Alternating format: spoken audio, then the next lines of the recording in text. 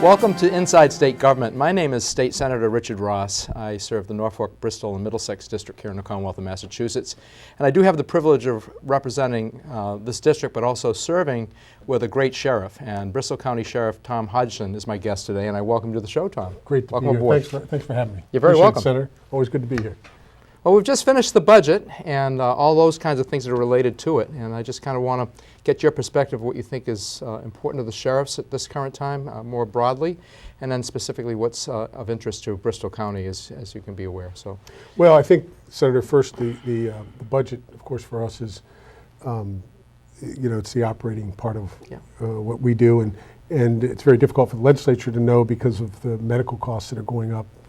We have medical contracts, but there's some unknowns in our business which make it difficult for the legislature to necessarily know exactly how much we're going to need. And it really is something that I know you all are working on. You've been very attentive to us in Bristol County to make sure that, well, it's been important for us because we have the lowest cost per inmate in the Commonwealth of Massachusetts, as you know, and we have almost since I've been sheriff for the last 17 years. So I think with your support, knowing that we are being fiscally prudent in handling the taxpayers' dollars, that you've been very helpful in trying to make sure we got our full allotment to the extent you can. And we know that doesn't happen in total, but over time, you're always fighting for us. I've certainly been an admirer of your ability to manage the system and to work within the parameters that you have, and you do a great job down there at the Bristol County Jail, and I think we're very much in tune with the fact that you employ best practices and all those kinds of things where you can. And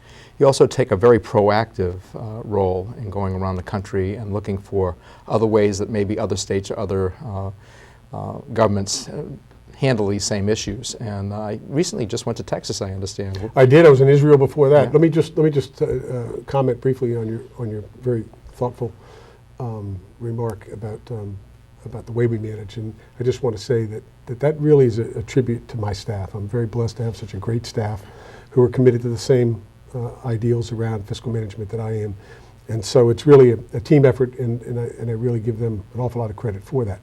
Having said that, let me touch on a couple of things. I was just in Israel about a month and a half ago with 14 other sheriffs from around the country. We had an opportunity to see what was actually going on, to understand the realities there at the border, and really the injustices that continue to go on with regards to the extremist attacks on the Israeli people.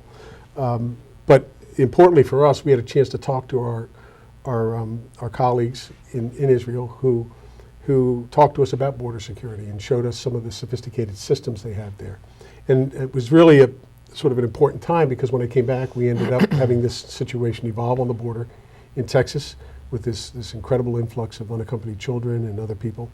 And of course, the escalation of the cartels because the borders are porous, with the Border Patrol focused on other things now. So it had given me some good information to come back from Israel with, to then introduce here on talk shows like yours and some of the national shows about the importance of us getting with the Israelis and sitting down and coming up with a plan as they have. They're really the best at creating border security in a comprehensive way. We need to meet with them, talk with them, and understand it. When we went to the border, there were a lot of incredible things that I think most people aren't aware of, not the least of which is... Me too. Right, and that's why we had the meeting in Boston, so I could come back to the legislature and talk to you all about the truth of what was really going on, and really let the people of Massachusetts know that, frankly, not only Massachusetts, but states all over the country are now becoming border states. Yes. We're all becoming border states. We are. And I think that was the initial thing when I'd heard that you'd gone to Israel. I was like, what's he going to learn over there? But nobody is more concerned with border security and all of the negative effects that can happen by a porous border than the Middle East. Right. And they've also shown us that they're able not only to, in a defensive way when they're attacked, still maintain a balance of compassion as we need to do on our borders here. The balance of living with people, living with people. The Israelis don't have a problem living with Palestinians, but they have a problem with extremists lobbing missiles into the communities in Israel, and and threatening them on a daily basis. So with regards to the compassion, it's amazing, even after all the years and decades of persecution, they continue to reach out in a compassionate way to bring good people together, Palestinians, Israelis, Jordanian people, everybody in the Middle East that surround them in a big way. And so what this idea that we're hearing about on our border about, look, this is a humanitarian initiative, we have to take all these kids in, that not to do that would be less than almost inhumane. That's yes. correct. But let's talk about what the truth is, Senator. The reality is that what's really inhumane is the idea that the policies of the administration, the lack of action on the part of Congress for long since before I was sheriff, and I've been working on this since the year 2000 on immigration reform. I'm very well versed in it.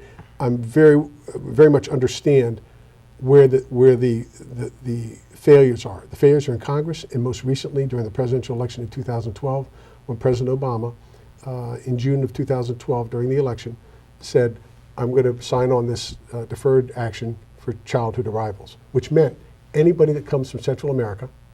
Yep. That's back to 2007, right? Well, it actually was in 2012 that 2008 was the Sex Trafficking Act that was signed. Yep. And that was under President Bush, I believe. And that was to deal with kids who were being exploited for sex trafficking. But then in 2012, President Obama then signed this deferred action for childhood arrivals, and the word went out, listen, if you show up here, you can stay. So kids began coming in droves across the border. And this is where the inhumane piece comes in. And people need to understand what this is really about.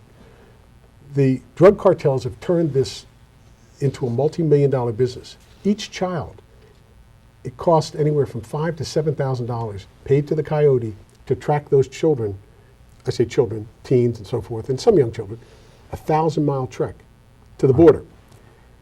And knowingly, the parents who are paying this money, for the females, the young female adults, teenagers, some of the parents are giving their kids birth control pills because they know that their child's probably going to get raped at least once. Wow. Along the way. We have, and we know this for a fact, we also know that kids are being mutilated along the way. They've now found graves with children in them. Kids are dying along the way. They're coming here with all kinds of diseases, contagious diseases, communicable diseases. And what's happening is, don't tell me this is a humane way to do it. Now, when they get to the border, if they don't turn themselves over to the Border Patrol, which many of them, they just walk up and say, I'm here because they know they can stay until they get a hearing.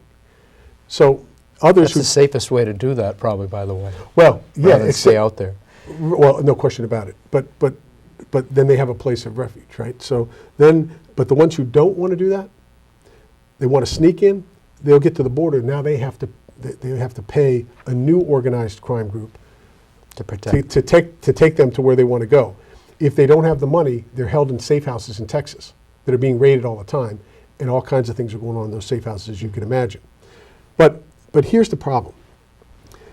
That's where the inhumane treatment comes, by encouraging these kids to come here, to go through that kind of a situation, to come to America. And then when they get here, they're going now, as the governor said, he wants to place 1,000, potentially 1,000 here to hold for at least 30 to 45 days. And we were originally told by the governor, and then we're going to send them back, and many of them will be deported. That's not true. What we learned— This is a piece we need to hear, by the way. Right. And what we learned in our meeting with the Health and Human Services Secretary at the State House last week was exactly what I've been saying all along. These kids are going to be placed with family members, distant relatives, legal or not, and or foster care companies that are now being paid by the federal government with taxpayers' dollars to house these children. The problem is the kids that are going into these neighborhoods are going to get exploited. They're going to be the target for these predators in our communities who are looking for the weakest people to either molest, rob, or do whatever. Traffic, to do whatever to these children. So don't talk to me about the idea, and I think you would agree, that this is somehow a humane way to help these children. Yeah. The reality is that if we want to really help these countries, look, there are kids starving in Africa. We've seen the pictures of kids with distended stomachs who are starving to death. We send money to those kids. We do what we can. But shouldn't we bring them in too? And where does the federal government have the right to decide whether it's Honduras, Guatemala, El Salvador, that they're going to be saved, but the others are not because they're not close enough? How do you make a choice? You can't. And so, you know, we're the most generous country in the world, but we're not going to be able to hold on to that title and that character of our nation if we can't take care of ourselves. And we're getting to that point where we can't because our system's getting inundated. The taxpayers are having to pay medical bills. We had a guy, I think you know this, who came from Texas with 500 that were shipped here by That's air. right. And he was, 2 days after he came to our facility, he was taken to a hospital in Boston. He had a serious medical issue. And we had to have 2 officers around the clock, which is an additional cost of federal dollars, to watch this guy, right, at the hospital. Over 2 months he was there. The medical costs, according to the staff in Boston Hospital, millions. I can imagine. Millions of dollars for this individual. I'm told now that he is Between now, care, custody, control, and cure. right. He's been released now. He's now been sent back to Texas, and he's now living with his father. Okay, and we have people in our country, we have senior citizens, as you know, and you've talked about this yourself. Senior citizens, we have kids whose school programs are being canceled, and if the kids can play sports or be in arts after school, mom or dad now have to pay for it. If they don't have the money, the kid can't be in a program. When do we take care of our own so that we can then have the ability to take care of others? Yeah. If we continue to water everything down and take more and more away from the hardworking families, and we make the priorities somewhere else. We all care for these kids in Central America. We're all compassionate people. We don't want any kid to suffer. But we've got to think about this thoroughly before we get into doing these kinds of things. And frankly, this is another thing you should know, Senator. This idea that these kids are going to be going back, 95% of the kids do not show up for their hearings. 95%. That's a pretty low turnout rate. Yeah. There's a case backlog right now of 375,000 cases that have to be heard for unaccompanied children, and they're booking them right now into the year 2017. So those kids that are coming in today are going to be well beyond 2017, and we haven't really addressed this problem in a way that we should. So the burden, and I think rightfully so, the American people are upset. Not that we want to help kids. They're upset the government, in its bureaucratic way, has jumped on something without any thought. The governor was saying, look, Or planning. Or planning. That's the point, Senator, and I think that's an excellent point. That underlines everything because that will tell you where the truth lies. When the governor tells us that, look, we're not going to put them in local schools, we're going to put a school right there at the facility where they're going to be. Who's going to pay for that? Well, the taxpayers are, of course. That's right. But what's really more revealing about that is, what curriculum are you basing it on? You got kids from El Salvador, Honduras, Guatemala. What is their education level? How many of them are even in school? ELL, all of it. Yeah. Where are you going to get? You're going to hire all kinds of teachers that speak Spanish? Where are you getting the money for that? And how are we basing it on a curriculum if you're saying they're only going to be there 30 to 45 days? They are going, when they get placed in these different families or friends of family in neighborhoods across the state and across the country, they are going to go back into our schools. So don't tell us that they're not coming to the schools, right? And they're coming there with, if I was a kid, I don't know about you, but I didn't have to switch schools when I was a kid, but a lot of kids do. I didn't either. Yeah, but a lot of kids do. Imagine being the new kid in the class. It's always uncomfortable and whatever. Imagine being a young girl who's been raped 2 or 3 times along the trek to get here. Think about just the weight of that on her mind. The experiences you can't share about yourself. Right, that are going to be eating at this child with no family support there, that immediate family, and then knowing that I'm going to be in a classroom, some new place, I don't know anybody, I'm kind of withdrawn because of my issues and emotional